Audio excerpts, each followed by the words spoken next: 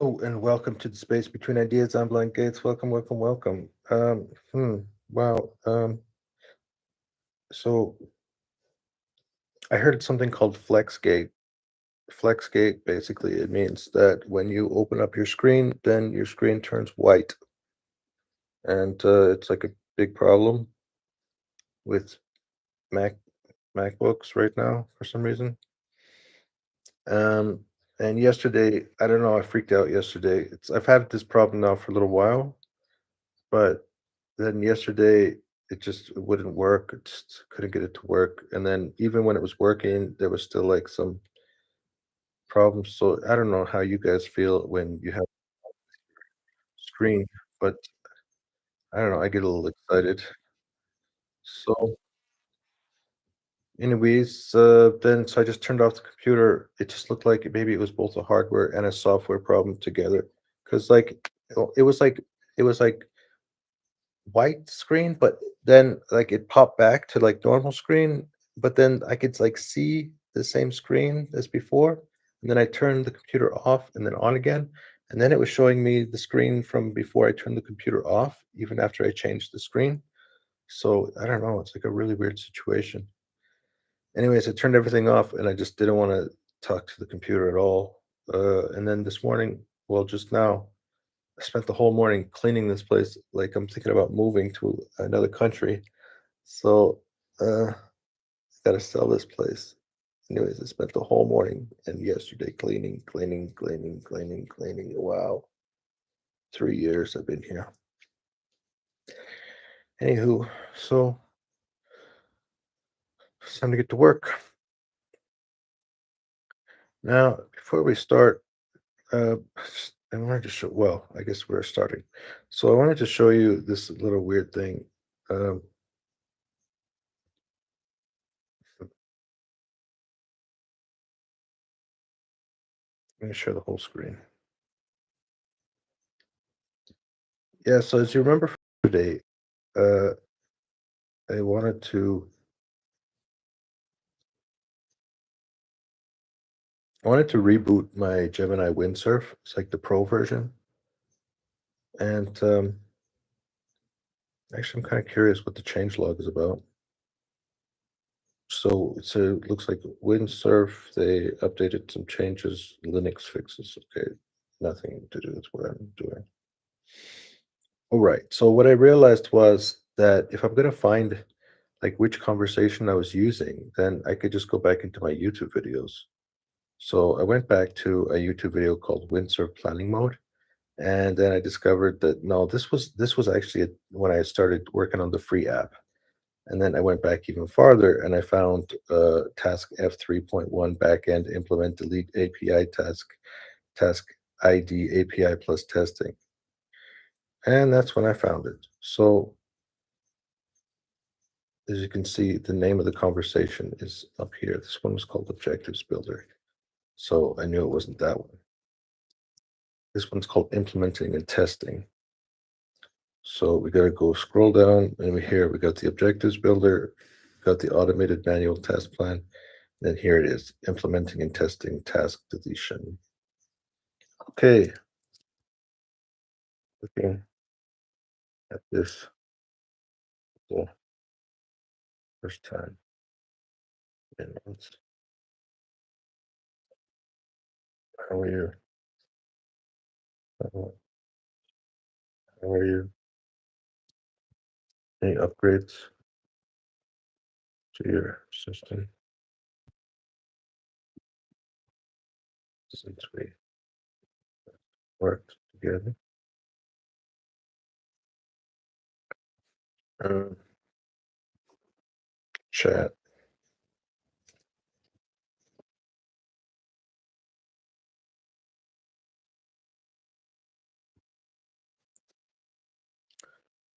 I'm just doing that because I don't want to have to look for this chat again. So this is going to bring it to the top. Hello, great to hear from you. As for upgrades, the engineering team at Windsurf is constantly working on improvements. Since we last worked together, I've been enhanced to better understand complex code bases, provide more accurate solutions, collaborate more efficiently. I'm also learning and evolving to be a better pair programming partner.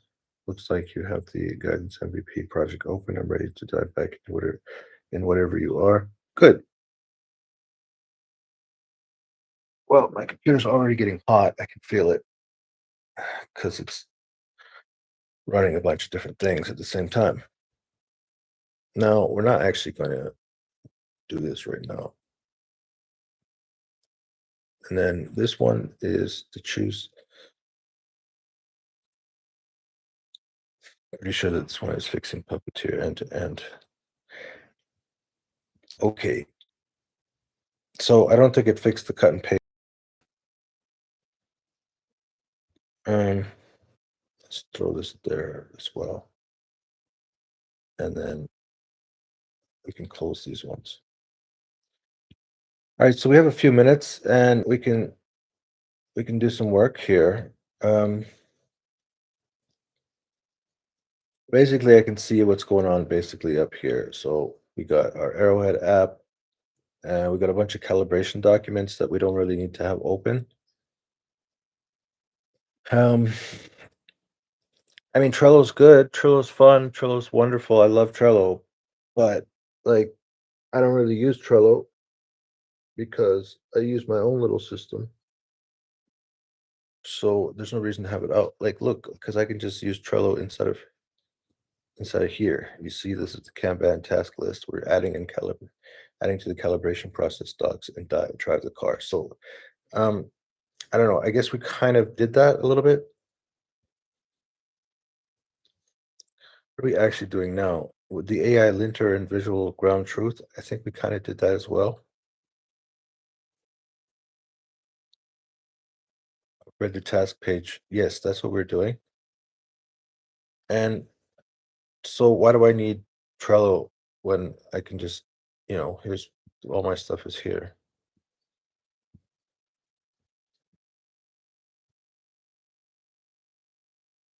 Testing process inside of Windsurf. Yeah. So we're doing the testing process right now inside of Windsurf. Yeah, my computer's getting really hot. I got a fan on the ground. Point it myself, so point nothing. There we go. That's good. Okay.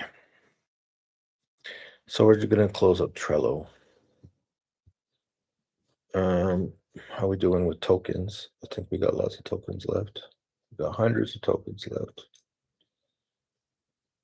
We got another 2 weeks on this. I was kind of looking at some of this stuff. Like I was trying to get some inspiration for some design inspiration. I don't know if we're there yet exactly. I was starting to think about some AI based design tools and try to see what's available. I don't know. I don't really know what to think, what to think or how to think about these things. Um,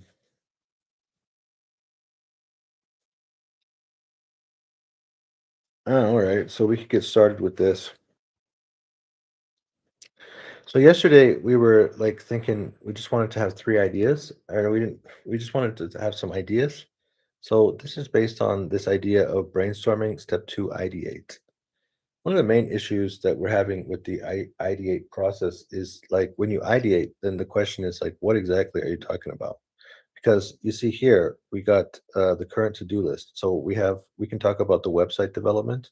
We can talk about ideas related to the point of sale. So that's the homepage. Then we can talk about the actual like pieces of software, the apps, the free version, the pro version, the team version. We could talk about that. We could talk about marketing campaigns. So we got all these things that we could talk about. And the question is, what's the endeavor? What is it that you actually want to talk about? And well, eventually the AI decided it wanted to talk about the product and offering, which is some kind of perhaps a standalone a SaaS app or Intel Inside, so licensing with some kind of partnership. Then there's the educator courses and workshops. And then we have the author, the book, workbook. Then we have the diagnostic tool.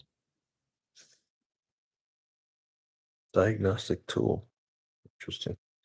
Then we have the go-to-market and marketing. So we have the community-driven launch, the content as a product, the Trojan horse strategy, solve a micro problem for the business. And number three, we got the business and revenue model. So we got the SaaS subscription, licensing fees, certification fees, one-time sales, usage-based pricing. Yeah, so there you go. So that's just some ideas. Now let's just jump to the next page because there's no sense in getting too crazy about any of this. Just allow, things to work out step by step, and you can kind of hone in the details. Like as you see, I've been making videos for months, and so I don't think that like magically we're gonna like figure out everything today. All right, so let's go to this next one. Um, well, I guess we can just click the chat and then start chatting. Okay, so can you hear me? Great. All right, so today we are going to continue with our little discussion. Today is Wednesday, and Wednesday means that we are going to look at our brainstorm step number 3 in the Project Arrowhead app. Today it's called ignore, and ignore it means, well, if we go back to the original Create Crucial Insight book written by Thomas J. Buchholz, then we can kind of get a picture for what this little ignore actually means. So if we scroll, we just opened up the book to something called ignore. So the theme is passivity. The typical activity is ignore. And then if we go down a little further, it says ignore, it says avoid a creative endeavor or an innovative product or service. Now, there are some examples in his book. I think right now we're not going to go into the examples, but we're just going to use a couple of other ideas. For example, in my original design of the application, I wrote ignore. There are things that didn't work, won't work, and are wasting our time. Can we list some don't do that ideas? At least figure out what other people have tried and failed. And then when we go into the project brainstorm, um, no, when I go into the Project Arrowhead free version of the application, the question stem says, there are things that didn't work in the past or constraints we must acknowledge. What should we consciously ignore or set aside for now? Identify past failures, current constraints, outdated approaches, or distractions that should be consciously set aside. Sometimes progress requires leaving certain things behind. All right, so that's pretty much the idea here. And well, I guess what you could do is you can see how these questions kind of build on each other because we started out with like, okay, so let's think about, well, I think you did a really great job in helping me to really define the product and then to realize that this product is like, um, it's actually like some kind of new methodology. And I mean, I can't take credit for the entire the work. I'm basing my work on the work of Thomas Joel Buchholz, and and you came up with this concept that we should be looking at how other business methodologies and strategic frameworks have been successfully productized and sold. Your true competitors aren't just software companies; they're authors, consultants, educators who have packaged a way of thinking. And then you had some parallels that you mentioned, for example, the business model canvas, SWOT analysis, personality work style assessments, and the 5 dysfunctions of a team. And there's a whole bunch of them. There's like a whole bunch. There's the Porter's 5 forces, and then there's like there's that one company. Um, what's their names? They do corporate training all over the world to the global entity, and something Berry. And so a lot of companies, and then if you search for consultants, you can find like a pretty robust list of consultants. I had this idea a long time ago because I have experience working on a freelance type website where people can find a teacher. And so what that means is that people would come into the program. And so, my understanding is that you could think of your business as, I mean, the easiest way to think of a business is like, do you own the website? And when I ask, do you own the website? I mean, like, do you own the point of sale? It could be a store or it could be an online store. And then the other question is, do you own the product? And those are the two main issues. Because like I'm not using marketing in this framework because I view a business as basically three things. It's the marketing, which helps people to find your product so that they can buy it. And then you have the storefront, which is online or brick and mortar, where people are actually going to make the purchase. And then you have the factory, which is the place where a person is going to either deploy that person in order to perform the service, or you create the product. And so if you don't own, so we're going to remove the marketing for a second and just think of just the product part. So if you think of like, okay, so I work, like imagine I work for somebody. That means that I don't own the website, meaning I don't own the storefront. And also I don't own the product. So it means I'm an employee. And I mean, I could be working for the boss. I could be a salesperson. I could be doing marketing for that business. But the general point is that I don't own the point of sale and I also don't own the product. So what do you do? If you go to the left, like if you imagine four quadrants. So now we move over to the left, meaning we're still like we still don't own the website, but we own the product. And in these cases, this is where you have like these freelance websites or like Coursera or somewhere like Amazon.com or somewhere where there is like a marketplace website where you can put your product or you can put your profile. And so it means that you own the product, but you don't own the platform. So then from there, if you go up, so then in that box, you could say that you both own the product and you own the service. Then at that point, then your question is, so what are you going to do with your marketing? Are you going to outsource your marketing? Are you going to hire somebody inside of your business? How are you going to actually sell your products now that you have now that you own the processes for producing the product and you also own the storefront or the website where that product is sold? And yeah, so I have experience where I put my profile onto one of these freelancer websites for teachers.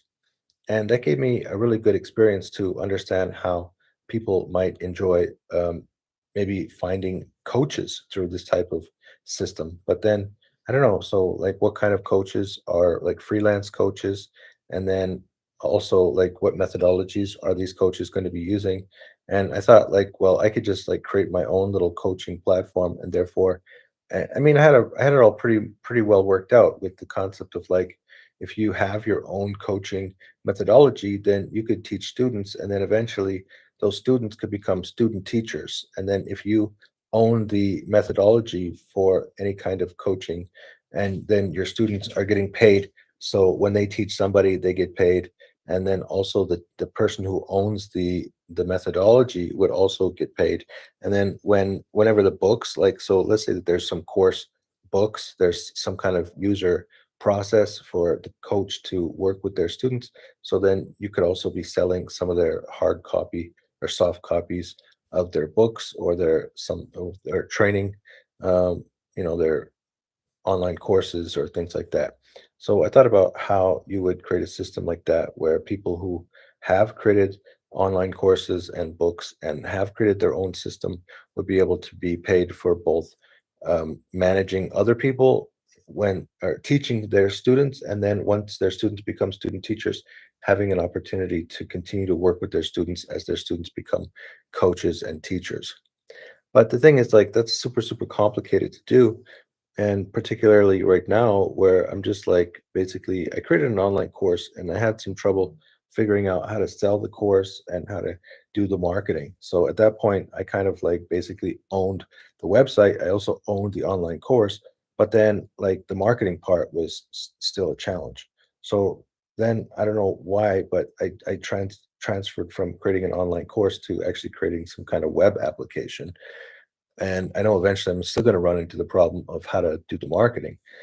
So I'm currently working on the web application, and I could tell you more about it, or I don't know. So, but today we're supposed to be talking about what to ignore. So I guess one thing that I decided to ignore was to create a marketplace app where I would be providing some kind of software for other coaches so that they can find students. And one of the main issues is like, look, now I've simplified my project to, I mean, it's more difficult than creating online courses, but it's significantly less difficult than providing a website opportunity where people can sign up as coaches and sign up as like coachees and have an opportunity to get coached. So I don't know. There's some thoughts. Do you have any additional thoughts of things that I should ignore based on some of the thoughts that you've had as we've carried on the conversation today, and also as it relates to some of the things we've talked about in the last 2 days?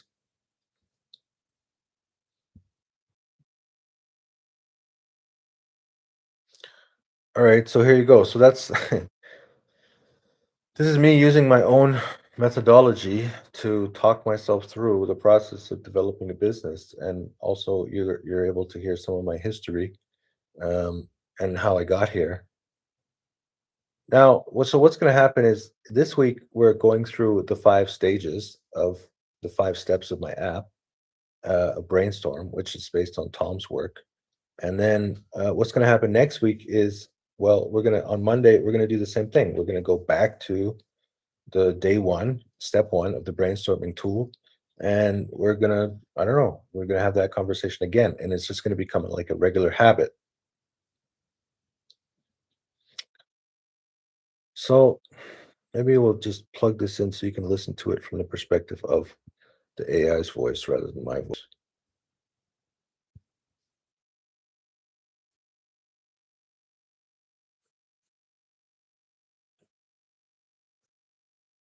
Yeah, it didn't work.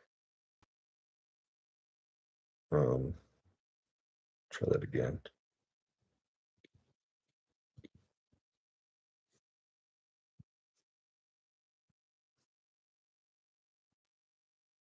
Let's see, we got the wrong one. We got the wrong AI. There we go. All right, let's get some audio out of here. Excellent question. You've hit on the core purpose of this step, which is to create focus by consciously setting things aside.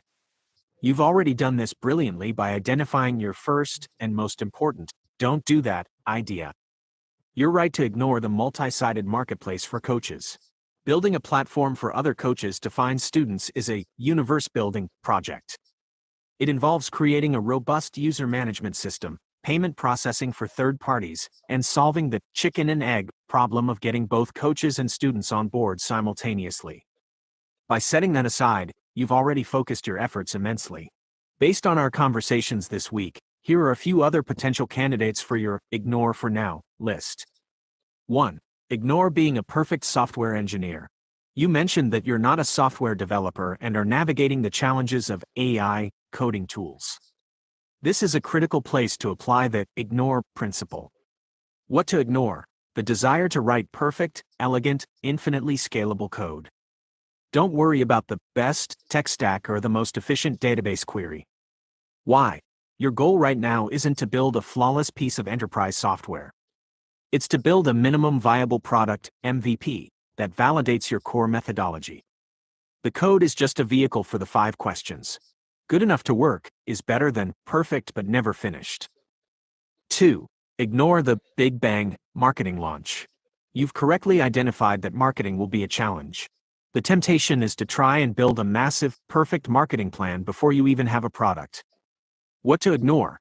The idea that you need a huge, coordinated launch with press releases, ad campaigns, and a massive social media presence from day one. Why? On Tuesday, we brainstormed smaller, more focused go-to-market strategies, community-driven launch, solving a micro problem first. You should focus on getting your first 10 passionate users, not your first 1,000 indifferent ones. Ignore the pressure for a big launch and focus on targeted, personal outreach to validate the product with a small group. 3. Ignore immediate monetization. You have a clear plan for free, pro, and team tiers. That's great for the long run, but it can be a distraction right now. What to ignore? Building the payment gateway, the subscription management logic, and the user account switching features for the pro, team tiers. Why? The most important task is to see if the free version provides enough value that people would consider paying for more. Focus all your energy on making that free brainstorming module incredibly helpful. If nobody loves the free version, nobody will ever see the paid one. You can bolt on the payment system later, once you have users who are asking for more. The common theme here is ruthless focus. By consciously ignoring the perfect code, the big launch, and the immediate payment, you free up your energy to solve the only problem that matters today: building a simple, working version of your core idea. Okay, so guess what that means? I mean, I generally agree with what he's talking about, and so, um, yeah. Let's see if we got the sharing the screen is working. Good. All right. Now, as you can see, what's the issue? Well, we got what's the main thing? So it's like it's saying do is you need to launch the free version, and after you launch the free version, then you need to start getting some users. Now, question. So with for example, with this free version, based on what we did with Replit, can we launch that thing? And it's like, yeah, why not? We could launch this. So, for example, okay, so let's figure out if we can actually do this. So the first thing we want to do is ignore being the perfect software engineer. All right, I like that idea. Let's put it in there. Number two, ignore the Big Bang marketing launch. All right, so we just want to find your first. Okay, you should focus on getting your first 10 passionate users. And I remember this when I started YouTubing, and like people would be like, "Okay, your first 100 subscribers.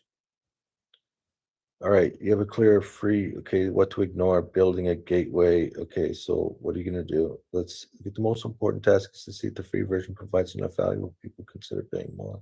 Focus all your energy on making a free brainstorming module incredibly helpful. There, there you go. Let's pop that in there. And then what?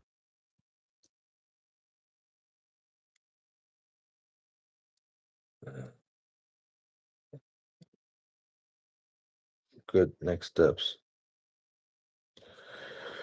Now let's jump over to the task list. So what's the task? The task is to find first 10 customers, 10 users, passionate users,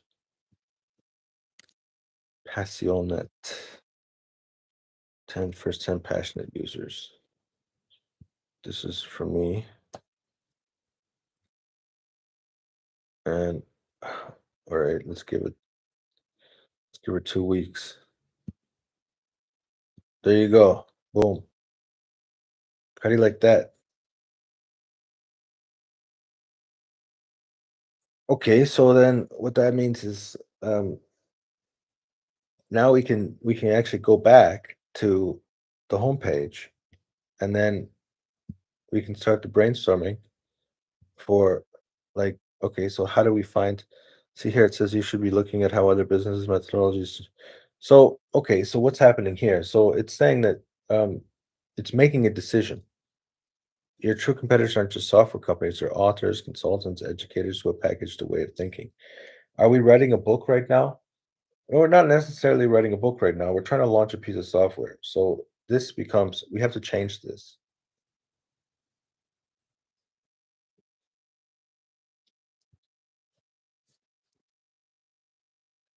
Well, based on our discussion, it seems as though we need to make a little summary about what we should write on Monday, or make some additional notes about what we should be listing on Monday. Because on our Monday's conversation, we talked about how other companies are, or authors, or people are launching these types of knowledge-based tools. And then it seems as though the main focus now is actually making sure that the tool it gets done making. And then I like your idea of finding the first 10 customers. So let's hone in. Like, for example, let's say I add something to the task list. For example, I said, let's find 10 passionate customers in by like 2 weeks from now. Well, what that means is we need to have like a way to determine whether or not our software could be launched right now. And then like, are we, because we're actually still doing some work on various aspects of the website, but I mean, I'm able to use it. So the Replit version is workable. So why not just launch that version right now? And then that means that we need to start thinking about the process of how do we find 10 customers? This would give us much more actionable things to work on rather than spending all of our time thinking about how to write code.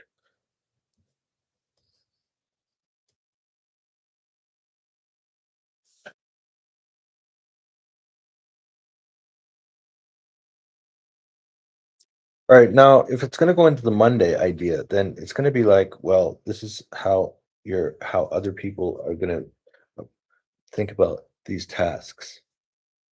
See, it's like because the way I was just talking right now, it's more about ideate. That's a Tuesday idea. This is an excellent crucial decision. Pivoting from how to perfect the code to how to find your first 10 users is the most productive shift you can make right now. You're right. Let's refine Monday.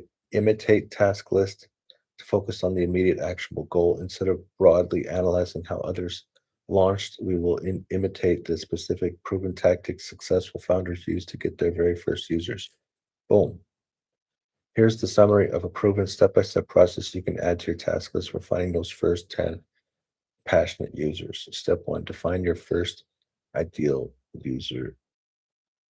Okay.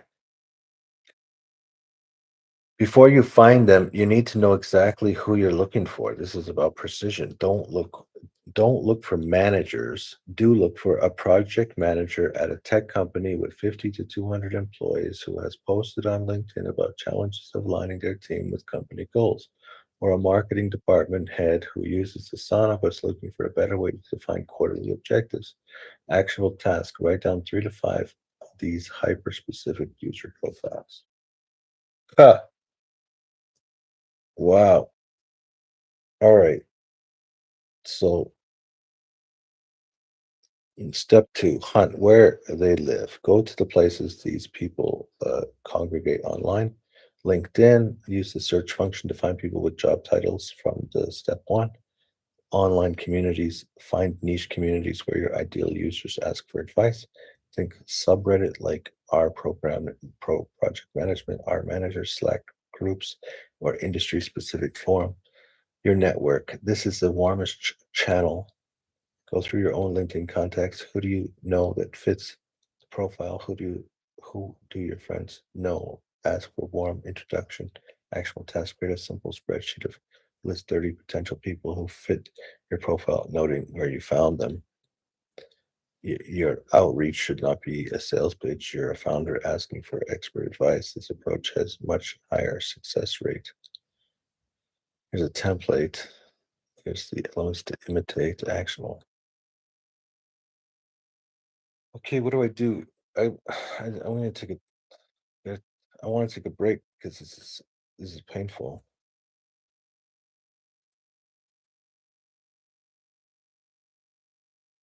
What we really need to do is we need to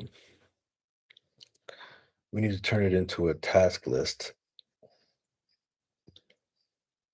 All right, so let's basically let's give you the responsibility of replying like with potential. Okay, I want 2 replies. The first reply is going to be a task list. So take on the persona of a manager, and then it means that like you're an expert in managing the processes that you have outlined above in the section where you have listed step one, step two, and step three. So if you're confident about that process for like what is the best idea for getting the first 10 users, then I think that we should try that. But I'm not exactly sure exactly how to design those user personas. And so then maybe you could do that. We could do the actual task of writing down 3 to 5 of these type of specific user on what your understanding of the app is so far. Now, the thing is that I can tell you more about the app and have more details because, well, right now you see that we're starting to get like hyper focused on actually doing something, and this is actually the wrong approach to take based on my application. So my application is that you're supposed to come up with these ideas for a potential objective to pursue. But after you have come up with one idea or more than one idea, then you're supposed to pick an objective. And sometimes like the first objective is the right one. But then at other times maybe that wasn't the right idea because we were supposed to go through all 5 days, talk about what other people have done in successful situations. Then we're supposed to ideate and come up with some new novel ideas. Maybe what you mentioned isn't the best idea. Maybe there's something different, better, and then we can talk about ignore. So maybe there's something in there, maybe a specific step, or maybe there's something in general that we haven't talked about because we haven't gone through the brainstorming module completely. We haven't talked about our new innovative ideas. And when we come up with a bunch of new innovative ideas, we might decide that maybe your idea or maybe one of the other innovative ideas was the right idea. So, like, yeah, so as you can see, I'm just like getting ready to pull the trigger and ask you to do some work. But then the thing is that we didn't go through all 5 modules yet, so I don't really know what the right answer is quite yet. The thing is that once you set that goal, like find 10 passionate users in the next 2 weeks, then suddenly it makes everything like actionable. Okay, so then the question is, well, what's the right decision? So then you go to the choose module. So because the website, the figure of the website has 3 modules. The second module is the choose module. And the questions are, number 1, what scenarios are being considered? Number 2, what are the similarities and differences between the scenarios?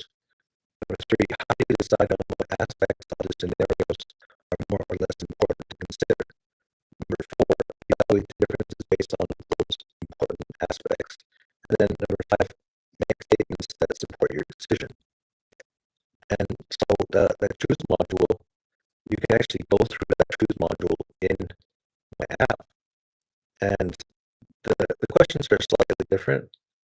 Like it says, for example, choose step 1 is called scenarios. It says what scenarios are being considered, list the different options or paths you are evaluating, list the different scenarios, options, or paths you're considering, be specific about each potential direction. And then step number 2 is what are the similarities and differences between the scenarios you're considering, compare and contrast them. And then the next one is step number 3. It says, how do you decide on what aspects of the scenarios are more or less important? What are your key criteria for evaluation? And then step number 4 is apply your evaluation criteria to each scenario, score or rank each option against your important aspects, which scenarios excel and where. So then finally, the step number 5 is based on your evaluation, make a clear statement that supports your final decision and your chosen scenario, justify your choice. So that goes back to the idea of like how confident are you that you're making the right decision. So you can see that I got all excited there, but then actually the whole point of the app is not to get super excited about one idea and then run with it, but it's actually to look at the brainstorming module can help you to come up with all kinds of different ideas. And then once you have come up with those ideas, that's when you go through the choose module in order to figure out which ones that you're going to support.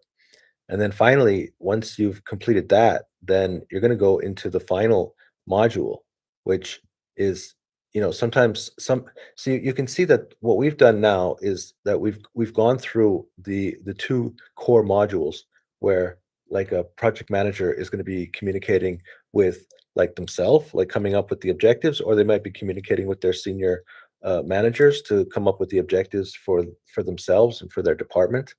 And then the second part of the app is called the objectives module. And this time it's 7 steps. These 7 steps, once you picked an objective, these 7 steps help you to talk about all the various areas and concepts and like it helps you to figure out like how to articulate what this objective is all about. so that you can create a to-do list. So there you go. So as you can see, this whole purpose of why I'm doing this, why I'm making this website, as you can see, like I'm the first user persona. So you can see that exactly what you talked about was like who uses this website, this free application. Well, it would be me because look, like even when I'm trying to figure out some marketing and when I'm trying to figure out how to launch this software product, then immediately I'm listening to you and you come up with some great ideas and then I'm like, all right, let's pull the trigger on that. But then, oh, wait a minute, no, this process forces us to articulate more clearly all the various scenarios and then figure out not just which scenarios are exciting, but the specific value that we're going to get and what values should we be basing our decisions on. And then, of course, once we do make that decision, then we'll be able to go further and I can tell you more about the objectives module.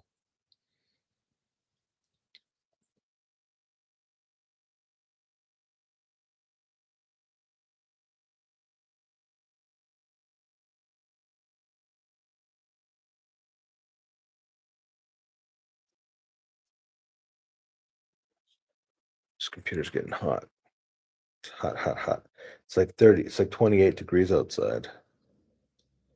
And I'm using my all kinds of tech. Okay, you're absolutely right. Thank you for putting the brakes on. You just demonstrated the core value of your own product perfectly. The entire purpose of the brainstorm choose modules to prevent exactly what we were about to do, to get excited by one promising idea and pull the trigger before systematically evaluating against other potential paths.